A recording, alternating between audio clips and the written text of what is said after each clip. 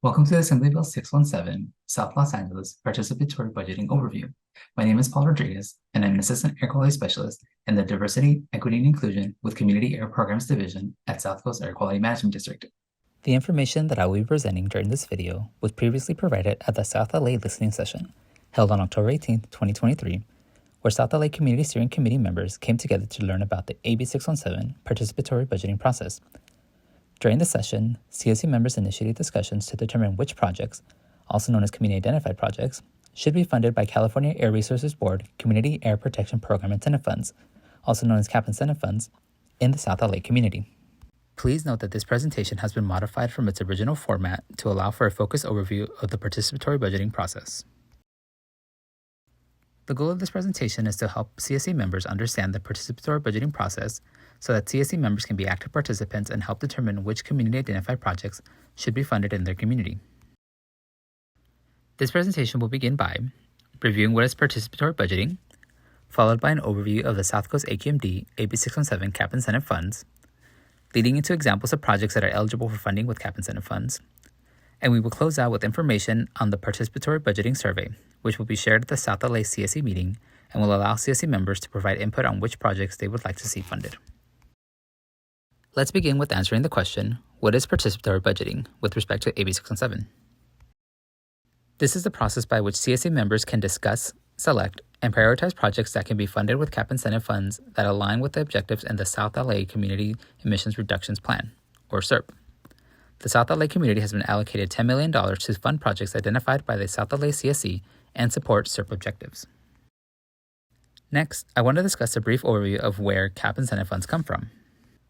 Every year, the California legislature assigns funding for programs across the state, including the AB 617 program. This funding is then allocated to CARB to implement the Community Air Protection Program, or CAP.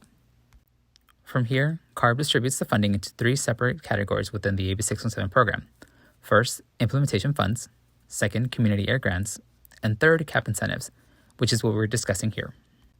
The first category, implementation funds, includes funding for programmatic purposes, such as staffing, monitoring equipment, CSC member stipends, facilitation and translation services, and other program-wide needs. Community air grants is the second category, which is for community-based organizations and California Native American tribes. These funds are to be used for technical assistance and to support community participation in the AB 617 program. The third category, CAP incentives, must follow the Community Air Protection Incentives 2019 guidelines, also known as the CAP guidelines. For more information, click on the link at the bottom of the slide. These funds are used to reduce emissions from and exposure to a variety of sources identified in the CAP guidelines, such as mobile and stationary sources. Once funding has been distributed into these three categories, CARB assigns funds to each local air district. The air district will then split these funds amongst their respective communities following CARB's CAP incentive guidelines. Here are the four main stages of the participatory budgeting process, which are the initial discussion, followed by project identification, which leads to informing the South Coast AQMD Governing Board and CARB regarding funding proposals, and finally, implementing the selected projects. At this time, we are in the initial stage where we will begin discussing potential projects to be funded with CAP incentive funds. Please note, this is an iterative process and will occur over several discussions with the CSC. Before moving forward, let's break down these four stages in more detail with a brief description and estimated timeline. Note that multiple factors, such as meeting frequency and the types of projects selected, can impact the timeline, and these timeframes are only provided for reference. Beginning with Stage 1, during the initial discussions, CSC members, South Coast AQMD, and CARB come together to suggest and discuss ideas for projects. As a reminder, projects must align with the objectives in the South LA SERP. This stage is expected to take approximately 3 months, but may take longer depending on the feedback received. This stage serves to gather CSC feedback to determine which project ideas will best address the community's concerns. Part of the stage will include collecting feedback from the CSC during meetings or through surveys. Once feedback has been collected, the next stage is project identification. Here, the CSC will first select the projects to be funded, next the CSC will prioritize the projects, and finally the CSC will determine how much of the $10 million will go to each project. This stage is estimated to take approximately 3 to 9 months, as the community moves towards building consensus and ensuring that the process accounts for all suggestions and perspectives. Once a consensus has been reached for project selection, prioritization, and funding, South Coast AQMD staff will develop the funding proposals and review them with the community co-leads and CSC. Funding proposals may be presented to the South Coast AQMD Governing Board. South Coast AQMD will submit the funding proposals to CARB to determine the next steps. Once CARB has dispersed funds, South Coast AQMD will begin implementing the projects and conducting outreach to interested parties and stakeholders. Additional steps may be required prior to the disbursement of the funds by South Coast AQMD, such as developing project plans and releasing requests for proposals. As part of the CAP guidelines, CARB has detailed requirements for the funding of selected community-identified projects. When considering new community-identified projects, air districts must develop a new project plan that is consistent with these guidelines and includes the necessary funding criteria. South Coast AQMD will develop new project plans and review them with the community co-leads and CSC prior to submittal to CARB for approval. They serve as one of the mechanisms to distribute CAP incentive funds. Meanwhile, a request for proposals is the competitive process used by South Coast AQMD to solicit bids for specific projects. RFPs outline the project requirements and specifications and contractor selection criteria, including project costs and contractor qualifications. The timeline for this final stage is dependent on the project's needs. Now that we know about participatory budgeting and CAP incentive funds, let's move on to the CSC's role. As a South LA CSC member, there are many opportunities to participate in the AB 617 process. Roles and responsibilities for South LA CSC members were established in the South LA Charter, which was finalized at the beginning of the South LA AB 617 process. Some of the roles included in the Charter are providing advice on budgeting for incentive projects, defining outcomes, such as expected results for SERP objectives, and building consensus using the model of modified consensus.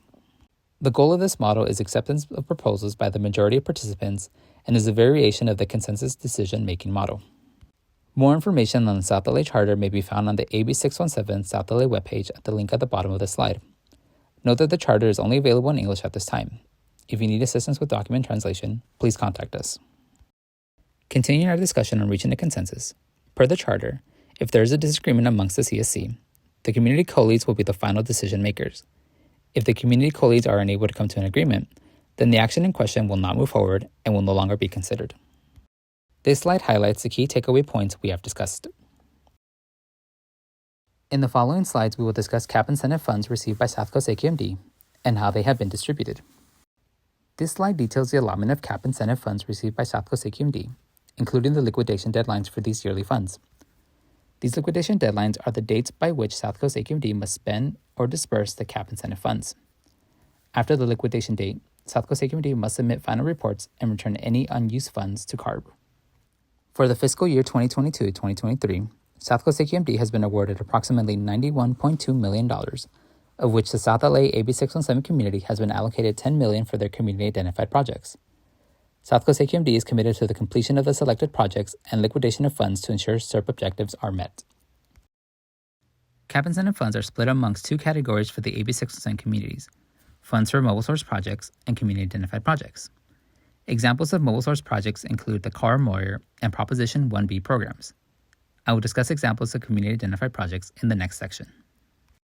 This slide details how much the other 5 South Coast AQMD AB 617 communities receive for community-identified projects and the results of their participatory budgeting process. In summary, the amount allotted to South LA for community-identified projects is $10 million, and the liquidation deadline for these funds is June 30th, 2027. In this section, we will review the SERP air quality priorities, the respective incentives-related objectives, and examples of projects. As a reminder, community-identified projects must align with SERP objectives. The South LA SERP details 5 air quality priorities which are listed on the right of the slide. Of the 53 SERP objectives, 8 utilize an incentive-based strategy. Therefore, these objectives can be implemented using CAP incentive funds. On this slide, we see some examples of projects that can be considered for funding with CAP incentive funds. Please note that these are examples, and South Coast AQMD does not suggest these projects as a final list of projects for South LA. For mobile sources, there's an objective to reduce students' exposure to air pollution by funding school air filtration systems. For auto body shops, an objective calls for exploring opportunities for water-based cleaners and low-volatile organic compound paints and coatings.